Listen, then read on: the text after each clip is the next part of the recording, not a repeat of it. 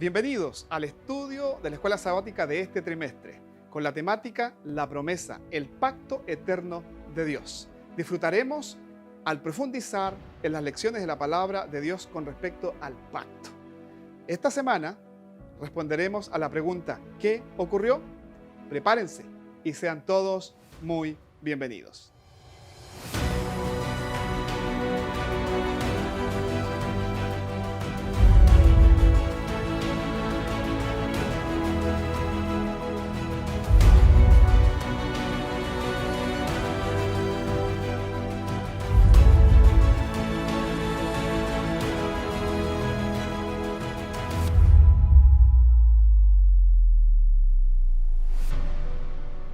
Ya estamos con ustedes para comenzar el primer tema de la guía de estudio de la Escuela Sabática de este trimestre. Un tema muy interesante, seguramente será una aventura de aprendizaje y conocimiento. Y para esta ocasión, en este primer programa tenemos dos invitados especiales.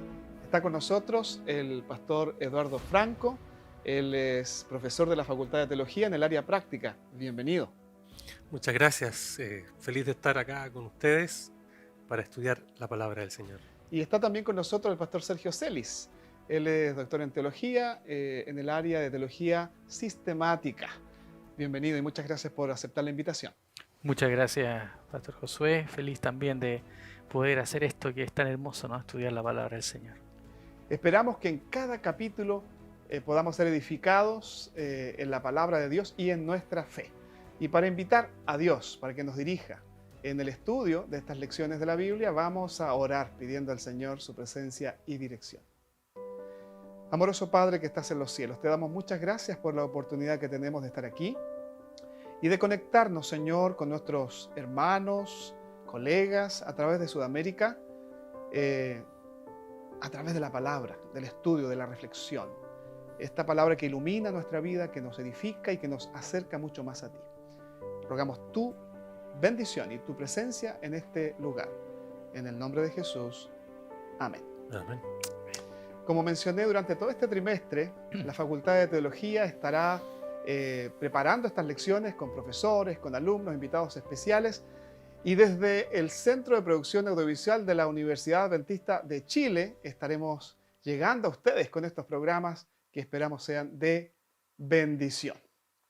La primera lección, el primer tema que vamos a abordar, comienza con una pregunta, ¿no?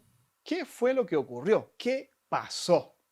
La Biblia dice que el Señor creó este mundo con su poder, una creación especial, sobrenatural. Y hay un texto que nos sirve para introducirnos a la lección, al estudio de hoy. Y está en Génesis capítulo 1, versículos 26 y 27. Leo textualmente. Entonces dijo Dios, hagamos al hombre a nuestra imagen, conforme a nuestra semejanza. Y creó Dios al hombre a su imagen. A imagen de Dios lo creó. Varón y hembra los creó. La Biblia da por sentado que Dios creó todas las cosas. Y los que somos cristianos y tenemos fe en la palabra de Dios, no es un tema que nos cause gran preocupación. Pero no es lo que todos creen. La pregunta que quisiéramos responder en esta ocasión o intentar responder es, ¿qué significa que finalmente necesitemos la fe para poder creer y entender a Dios y su poder creador? Y la segunda pregunta, ¿no? Es, ¿la fe excluye la razón humana o la ciencia? Sergio, ¿qué podríamos decir respecto a esto? Es una pregunta muy interesante porque normalmente hay personas que piensan que para poder tener fe en Dios, para poder creer en Dios, hay que suspender la razón, ¿no? No es razonable, no es algo que haya evidencia científica, por así decirlo, para poder aceptar y creer en Dios. Sin embargo, cuando hablamos de los orígenes, cuando hablamos de la creación, en realidad no estamos tocando un tema que obviamente no tenemos toda la información. Los datos que tenemos son incompletos y por lo tanto, ya sea para aceptar una u otra teoría, se requiere un grado de fe. En otras palabras, lo que queremos decir es que sí, es un acto de fe creer en Dios, pero esa fe no es irrazonable, no es una fe que excluye totalmente la razón. Dios no quiere que creamos en Él porque sí nomás, sino que Él nos ha dejado suficiente evidencia Ujú. para aprender a confiar en Él y para poder conocerlo y para poder darnos cuenta de que este universo, este mundo en el que estamos, nos da ciertas evidencias, nos da cierta información que nos llevan a buscar algo en lo trascendente, más allá de lo que podemos ver. Hay algo que desconocemos y que nosotros creemos que Dios lo ha revelado a través de su palabra para poder conocerlo mejor a Él, ¿no? Entonces la fe no está conectada solamente con la emocionalidad, sino que hay aspectos razonables o Mm. del razonamiento humano que son necesarios para creer. Las evidencias, por ejemplo, Eduardo, ¿no? De hecho, en las evidencias nosotros tenemos allí a Pablo, cuando él habla sobre esto, él propone que la naturaleza habla, Ujú. habla de las cosas invisibles de Dios y que nosotros podemos inquirir en aquello también. La hermana White señala algo bien interesante allí en la educación, página 128. Ella dice que el libro de la naturaleza y la palabra escrita se alumbran Ujú. mutuamente. Es decir, que el estudio de la naturaleza a través de la razón puede ayudarnos también a encontrar verdad. Sin embargo, lo que es crítico, creo yo, es que nosotros tenemos que poner siempre a la palabra de Dios por sobre nuestra razón y someter todo el estudio que podamos obtener, toda la información que podamos obtener de la naturaleza, de la ciencia o nuestra lógica, someterla a la revelación siempre y no con nuestra razón enjuiciar a la palabra de Dios, Correcto. que sería una aberración, ¿verdad? No es lo que nosotros creemos. ¿Cómo la palabra, cómo la Biblia nos ayuda a desarrollar la fe, a fomentarla? Bueno, la Biblia dice, la misma Biblia se revela que es la revelación de Dios, por lo Ujú. tanto es el contenido directo, especial, específico que Dios ha querido darnos para que podamos conocerlo a Él, porque Ujú. es importante comprender que otros medios como la naturaleza, que es válido, ¿no? Hay una Ujú. revelación general para que todos podemos conocer que hay algo, ¿no es cierto? Hasta los científicos reconocen que hay cierto diseño, hay ciertas evidencias en la misma creación que muestran una inteligencia superior, pero la naturaleza por sí misma no nos dice de dónde viene esa inteligencia, quién es esa inteligencia o cómo se genera esa inteligencia. Y es por eso que la palabra de Dios es tan importante, porque aquello que no es alcanzable a través de la razón, a través de la naturaleza, es posible alcanzarlo a través de una revelación directa, especial, específica de Dios. ¿No? No es una fe ciega finalmente, ¿no? Lo que el Señor nos pide, sino una fe basada en evidencia, pero donde la palabra de Dios, ¿no es cierto?, también rige la evidencia, por así decirlo, y el uso de la razón, ¿no? No es que a veces se usa un dicho de Anselmo de Canterbury de la Edad Media, cuando él decía que uno cree y después entiende, ¿no es Mm. cierto? O sea, primero yo creo, acepto por fe y después trata de razonar dentro de lo que ya cree. Pienso que si bien es cierto, muestra lo importante de creer o tener fe por sobre la razón, no necesariamente es un orden lógico, Ujú.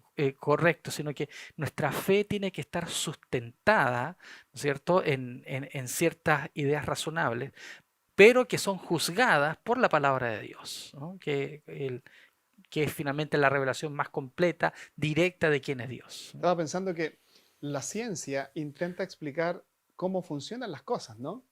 Mm. Pero no el por qué funcionan. Pero la palabra de Dios, la Biblia, nos habla más acerca del por qué. Por ejemplo, la existencia del hombre responde a una decisión autónoma de Dios consciente como creador. Y cuando leemos la Biblia encontramos las razones por las cuales Dios crea el mundo, crea la humanidad y las intenciones de Dios, el origen de las cosas. Eso es muy interesante. Por tanto, no podremos encontrar plenamente en la ciencia las respuestas, ¿no? Aunque podremos entender cómo funcionan ciertas cosas.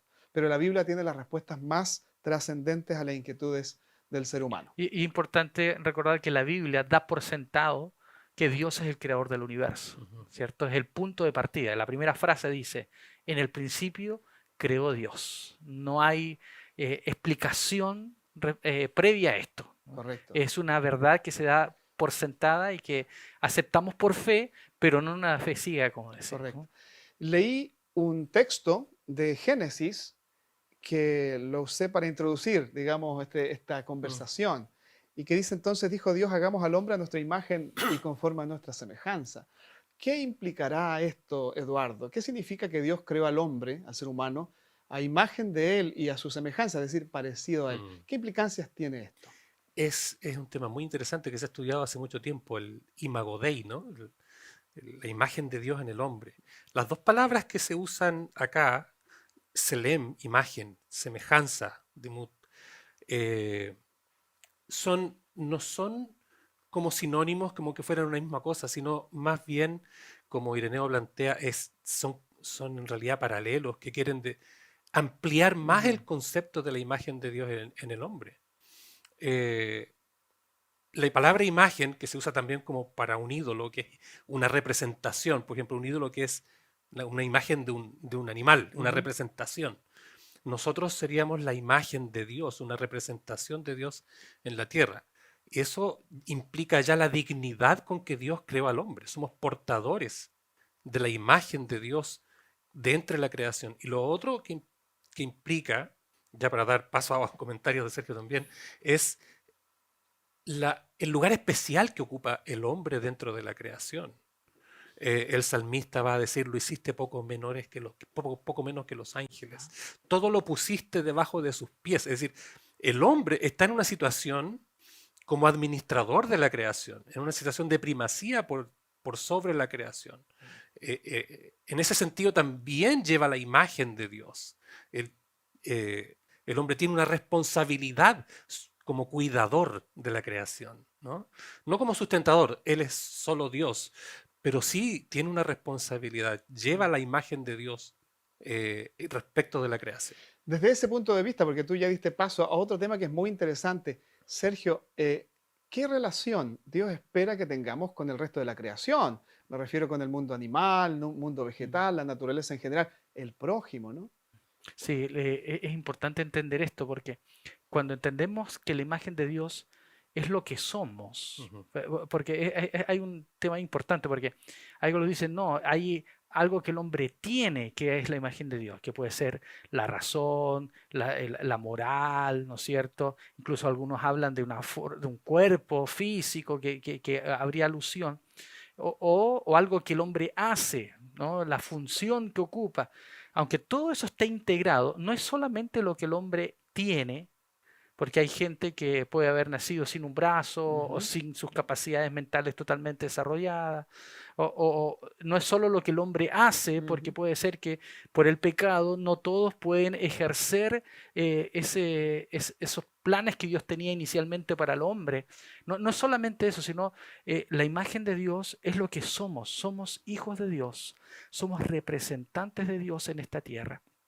Y Dios nos colocó para que nosotros pudiésemos guardar, cuidar, para que pudiésemos velar, para que los propósitos de Dios se cumplan en esta Ujú. tierra. Claro, podemos discutir que después de la entrada del pecado eso se vio afectado, ¿no? Satanás usurpó ese lugar y bueno, por eso viene el plan de la salvación, pero ya quizás introduciendo el tema general de la lección, la comprensión del hombre como y de la mujer, digamos, del ser humano como representantes de Dios en esta tierra, como ejecutores de la voluntad de Dios en esta tierra, de la misma manera que Dios vela y guarda todo el universo, Adán y Eva tenían que guardar y cuidar el huerto y toda la naturaleza. De esa misma manera, el Señor quería establecer ya, por así decirlo, una relación especial entre los seres humanos y Dios para poder cumplir sus propósitos acá en esta tierra. Bueno, el ser humano fue creado entonces en un vínculo inseparable con Mm, Dios, pero a la vez inseparable con su prójimo, con el ser humano, porque los seres humanos fueron creados para, como tú bien dices, no solo tener, sino que ser la imagen de Dios. mm, Entonces, eso nos lleva también a reflexionar hoy, ¿no? ¿Cómo vemos a nuestro prójimo? Me recuerdo de las palabras de Cristo en Mateo 25, en una aplicación un poco más escatológica, ¿no? Donde aparece el juicio de las naciones. Y Jesús dice, lo que hicisteis a uno de esos pequeñitos, a mí lo hiciste. mm, Y eso viene a mi mente ahora, ¿no? Porque mm, cuando miramos al prójimo, ya sea que está en dificultad o está bien, debemos ver en ese prójimo, en esa persona, a Dios también, al Señor allí, ¿no? Bien, estamos disfrutando de este momento de diálogo, ¿no? Dios creó todo perfecto, todo bien al ser humano en relación con Él, para vivir con Él y para Él y realizarse plenamente. Pero, ¿qué pasó después? Es lo que viene después de esta pausa.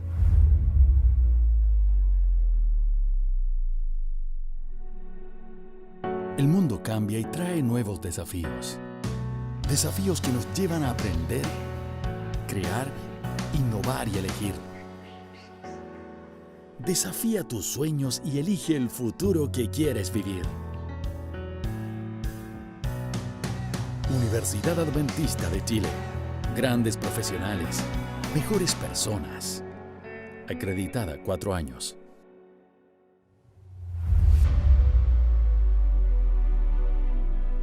Ya estamos de regreso para seguir estudiando, reflexionando y compartiendo nuestras ideas a partir del estudio de la Biblia en base a la guía de estudio de la Escuela Sabática.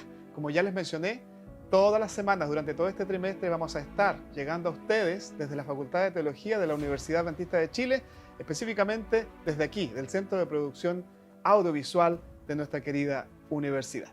Tenemos otras preguntas, ¿no?, que hay que abordar antes que se nos acabe el tiempo.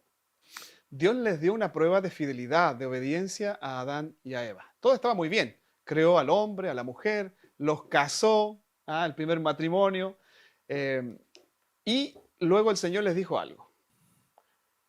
Puso una señal. ¿En qué consistió esa señal? ¿Y qué involucraba esa prueba de fidelidad que Dios le pidió a Adán y a Eva? Bueno, el Señor puso el árbol, ¿cierto?, del conocimiento del bien y del mal. Ellos no debían comer. Y el Señor les dijo, porque del día que de él comiereis, de cierto moriréis. Cuando Satanás vino y los engañó a Eva, le dice, Dios sabe que no moriréis, sino que serán abiertos vuestros ojos y seréis como dioses conociendo el bien y el mal. La palabra que se utiliza aquí como conocer, yod, tiene que ver con el conocimiento que se adquiere por los sentidos. No es solo un conocimiento intelectual, sino un experimentar. Ellos ya habían experimentado el bien, pero ahora conocerían también el mal. Las consecuencias, las graves consecuencias que tiene este actuar en contra e independiente de la voluntad de Dios, es la separación de la humanidad con Dios. A mí me gusta ilustrarlo de la siguiente manera. Supongamos que nosotros tenemos celulares, 2 celulares acá, conectados. Y esos 2 celulares se pueden reproducir y sacar más celulares hacia abajo, ¿no? Y todos esos nacen conectados y conectados y todos conectados. Mientras estén conectados, esos celulares van a funcionar.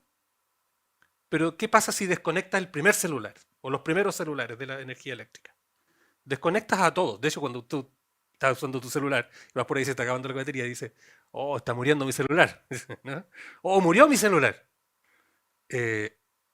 La muerte que entra por causa del pecado, entonces no es que Dios se enoja con el hombre y lo mata, no, sino que es la consecuencia natural de la separación de la fuente de la vida. Y no solo de la vida, porque Dios le comunica al hombre santidad, amor, y aparece todo lo que es natural a la ausencia de esa conexión con Dios. Ya Dios no les comunica amor y las relaciones entre los hombres se vuelven odiosas. Ya Dios no les comunica su santidad y la naturaleza del hombre se vuelve injusta y pecadora. Esa fue la prueba y las consecuencias que trajo. Hay muchas otras consecuencias, ¿cierto? Yo creo que Sergio también puede ayudarnos a comprender esto desde el área tal vez más doctrinal, no sé, pero eso es... ¿Qué tan trágico fue esto, Sergio? Estamos hablando de consecuencias, no hemos entrado en los detalles de las consecuencias. La separación de Dios, ¿qué involucra esto? Le dijo el Señor, si el día que coman van a morir. ¿Qué tipo de muerte? ¿Qué tan grave fue esto, no?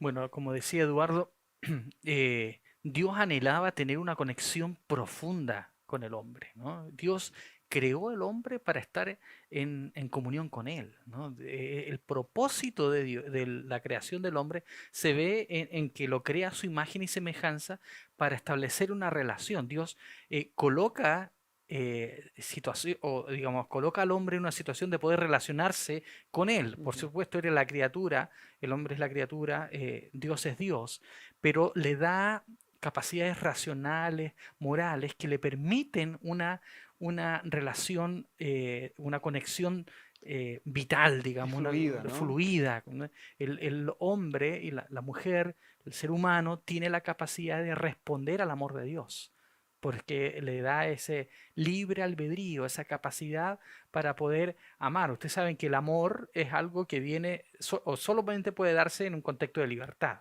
Si yo no amo, si yo no soy libre para amar, entonces no es amor, ¿no? Porque el amor es una decisión voluntaria, libre que yo debo tomar, ¿no? Y Dios quiere tener esa clase de relación con sus criaturas. Entonces, en el momento que el ser humano decide no escuchar la voz de Dios y comer del árbol, no es solamente el acto de comer del árbol, está diciendo: yo estoy rechazando los términos que tú me colocaste, yo estoy buscando un camino alternativo, estoy buscando otra manera de vivir, y por lo tanto ese propósito original que estaba puesto en el hombre, que había puesto Dios para la vida del hombre, de vivir en comunión, en armonía, en conexión, en una relación de amor, se quiebra y por lo tanto se produce una separación, ¿no? Y ahí está lo que dice Eduardo.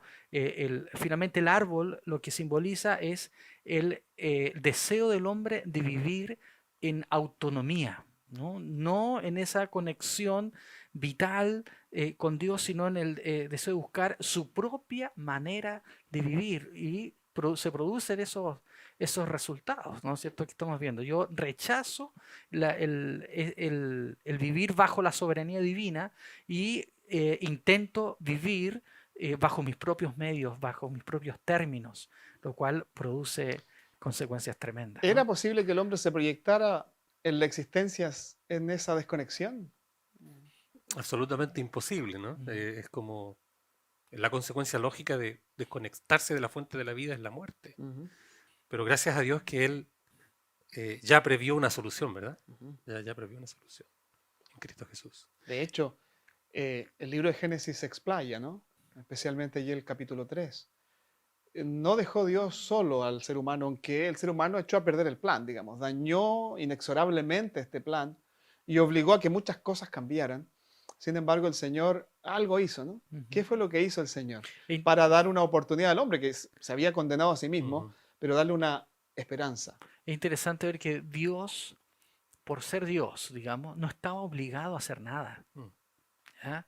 Él podría haber dicho: bueno, tú tomaste tu propia decisión, tomaste tu camino, aquí no me queda otra que aplicar la ley, aplicar lo que corresponde, ¿no es cierto? Y que el carácter de Dios demandaba, ¿no es cierto?, que se aplique justicia. Yo imagino aquí a Satanás, ¿no?, cuando el hombre cae, frotándose las manos y diciendo: aquí puse en jaque mate a Dios. Porque si él quiere ser consecuente con su carácter, ¿no? Acuérdese que Satanás acusa finalmente el carácter de Dios, ¿no? Si él quiere ser consecuente con su carácter, aquí hay un jaque mate, ¿no? Porque si él decide destruirlos y aplica su justicia, aquí entonces se va a demostrar que él no es amor, como él dice, ¿no? Porque él tiene que ser consecuente con su justicia también, ¿no? Pero si él decide ser consecuente con su amor y los perdona, entonces muestra que él no es justo tampoco, ¿no? Entonces ahí está, digamos, en una encrucijada. Pero el Señor encontró una manera para poder satisfacer tanto lo que requería la justicia divina, que era la muerte, como también cumplir con el deseo que él tenía de vivir para siempre en armonía con sus criaturas, ¿no? Y mostrar el amor. Y lo que resulta para poder solucionar eso es que el Señor saca una cartita bajo la manga, ¿no? Un plan diseñado desde antes de la creación inclusive, en caso de, y donde ya estaba decidido qué se iba a hacer en esa situación y que es un plan maravilloso, ¿no? Que es lo que vamos a estar estudiando durante este trimestre. El plan de la salvación, Eduardo, que es Sí. un tema inacabable. Es Sí. decir, yo creo que la Escritura nos cuenta bastante, pero todo este plan maestro, hay cosas que no entendemos, Sí. ni vamos a entender todavía, creo yo, ¿no? Sí. Pero aquí están presentes los elementos del pacto. Tal vez no se presenta explícitamente con la palabra pacto, pero están presentes estos elementos. Ujú. La necesidad de un rescate, que se va a repetir después en el pacto de Moisés, ¿no? Los rescata, ¿no? Y en los otros pactos de Noé, por ejemplo, la necesidad de un rescate, el hombre está perdido. Y la gracia inmerecida de Dios para con el hombre, que actúa dándole el regalo de la vida en Jesucristo, en la divinidad encarnándose y tomando el lugar del hombre para morir en su lugar. Ese era el plan. Apocalipsis, yo traía anotado aquí el texto, Apocalipsis 13:8, bien interesante. Y dice, y la adoraron todos los moradores de la tierra cuyos nombres no estaban escritos en el libro de la vida y del Cordero que fue inmolado desde el principio. Ujú.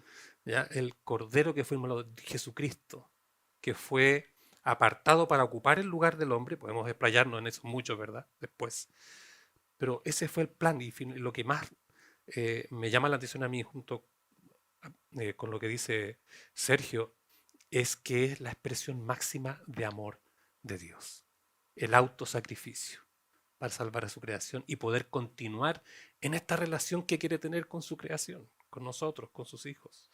Es interesante notar que el Génesis nos describe el momento más feliz y pleno de este mundo, cuando recién fue creado, y la felicidad de los primeros seres humanos, Adán y Eva, pero también el momento más triste de la historia, cuando Adán y Eva se dan cuenta que están perdidos.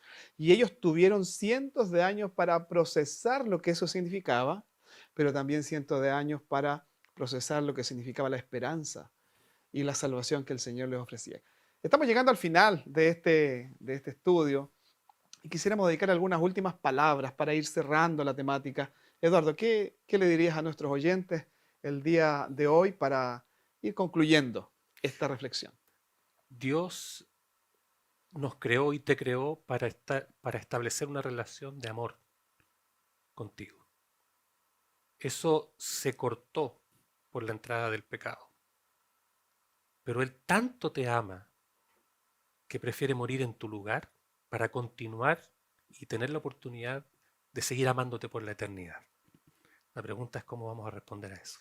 Gracias, Eduardo. Sergio, las últimas palabras, la última reflexión.